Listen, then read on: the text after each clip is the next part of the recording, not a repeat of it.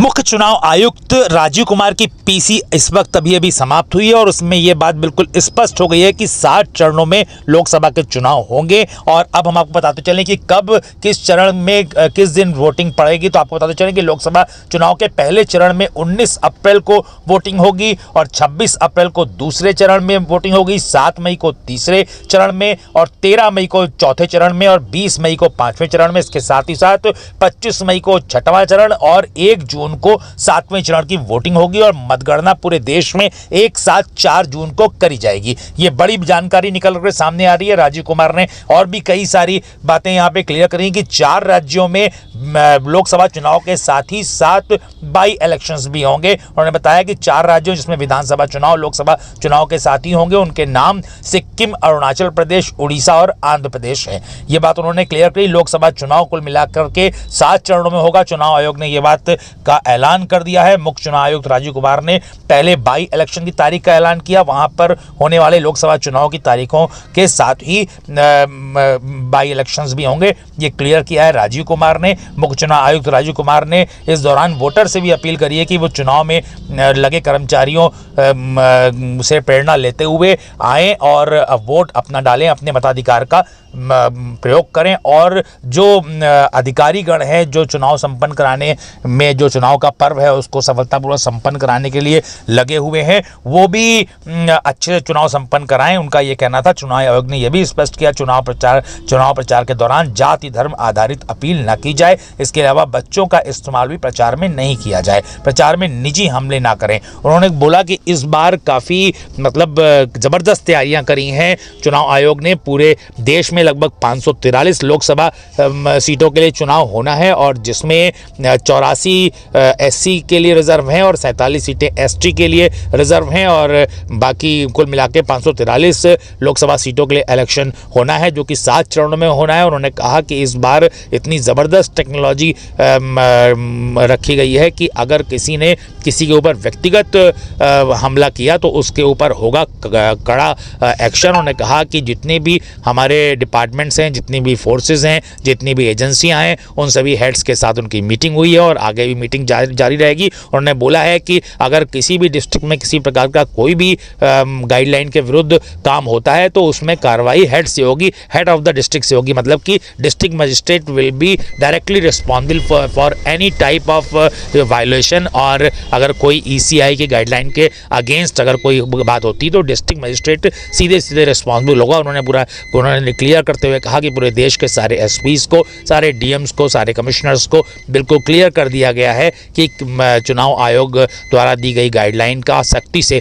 करना होगा पालन, क्योंकि इस बार चुनाव आयोग है ज़बरदस्त सख्त, किसी के ऊपर व्यक्तिगत टिप्पणियां नहीं करी जाएंगी बर्दाश्त। इसके साथ ही साथ उन्होंने यह भी कहा कि किसी प्रकार का वायलेशन ना हो और इसके लिए उन्होंने एक शेर भी सुनाया कि रहीमन धागा प्रेम का मत तोड़ो चटकाए, जोड़े से फिर ना जुड़े जुड़े गांठ पड़ जाए। ये कहना था CEC chief election commissioner Rajiv Kumar का। उन्होंने बिल्कुल ये कहा कि वायलेशन किसी चीज़ का वो रिजल्ट नहीं है, वायलेशन करने से कोई रिजल्ट नहीं निकलता है। अगर पीसफुल तरीके से कोई काम किया जाए तो वो उसकी कंसिस्टेंसी लंबी होती है और अगर किसी काम में वायलेशन होता है तो वो उसका लाभ थोड़े समय के लिए होता है। उन्होंने कहा कि शांतिपूर्वक चुनाव संपन्न कराए जाएं और किसी के ऊपर व्यक्तिगत प्रहार ना किए जाएं, क्योंकि अगर आज चुनावी माहौल के कारण अगर दुश्मनी मानी जा रही है तो कल को दोस्ती में भी तब्दील हो सकती है। तो ऐसी बातें ना करें कि कल को आपस में ही एक दूसरे के सामने शर्मिंदा होना पड़े। उन्होंने ये भी कहा कि फेक न्यूज़ और गलत जानकारी देने वालों के लिए उन्होंने कहा कि इस पे भी कड़ा एक्शन होगा और डिस्ट्रिक्ट वाइज उन्होंने एक ऑफिसर इसके लिए डिप्यूट किया हुआ है कि अगर कोई फेक न्यूज़ फैलाता है तो उस पर भी ज़बरदस्त एक्शन लेने की उन्होंने बात कही। उन्होंने ये भी इसको भी एक शायराना अंदाज में कहा कि झूठ के बाज़ार में रौनक तो बहुत है, इसलिए कोई भी गलत जानकारी शेयर करने से पहले चेक कर लें। उन्होंने बोला कि उन्होंने एक ऐप भी बनाया हुआ है कि किस प्रकार से आप उस ऐप के माध्यम से चुनाव आयोग की वेबसाइट में जो अवेलेबल है कि आप किसी भी बात की क्रॉस चेकिंग उस ऐप के माध्यम से कर सकते हैं। तो ईसीआई की वेबसाइट वेबसाइट में ही एक ऐसा उन्होंने आइकन दे रखा है जिसके माध्यम से आप चेक कर सकते हैं, फैक्ट चेक कर सकते हैं। अगर आपने एक उसमें एक और ऑप्शन है कि नो योर कैंडिडेट, अगर आप उस पर जाकर के क्लिक करेंगे तो आप पे कैंडिडेट का कितना आपराधिक रिकॉर्ड है या कितनी उसकी एसेट्स है, संपत्ति है,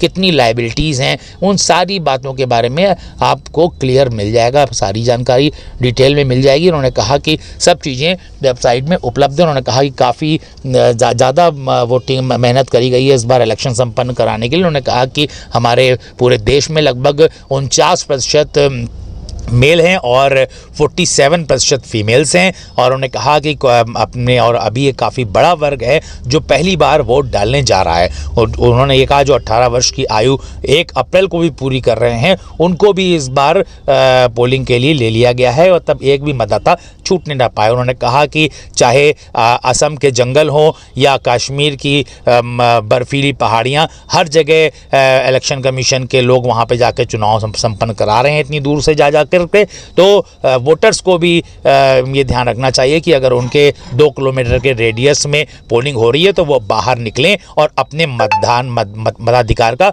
करें उपयोग और अपने वोट को ज़रूर डालें। वो चुनाव के पर्व को बिल्कुल ऐसे ही जाया ना जाने दें। इसके अलावा उन्होंने एक जानकारी देते हुए यह भी बताया कि जो सीनियर सिटीजन्स हैं, 85 साल से ऊपर के हैं या जो 40% ज़्यादा डिसेबल हैं, उनके पास उनकी टीम संपर्क करेगी, फॉर्म 12D उनसे फिलअप कराएगी। इसका मतलब कि अगर वो घर से चाहते हैं वोट डालना तो एक वहाँ पे उनका आदमी जाएगा इलेक्शन कमीशन का, जो उनका वोट, एक वोट के लिए भी एक आदमी जाएगा और उनका वोट लेगा। लेकिन अगर वो आना चाहते हैं वोट डालने के लिए उस पे पोलिंग बूथ पे, तो वहाँ उनके लिए व्हील चेयर और वॉलंटियर अवेलेबल रहेगा। उन्होंने कहा कि इस बार वोटिंग इस तरह से नहीं होगी, वोटिंग के टाइम लोगों के लिए पानी पीने की सुविधा होगी, लेडीज़ और जेंट्स टॉयलेट दोनों अलग अलग होंगे और साथ में सैनिटाइज़र भी होगा। उन्होंने कहा कि शेड भी होगा, लाइट्स भी पर्याप्त मात्रा में होगी, किसी को किसी प्रकार की वोट डालने में दिक्कत का सामना ना करना पड़े, क्योंकि अगर कोई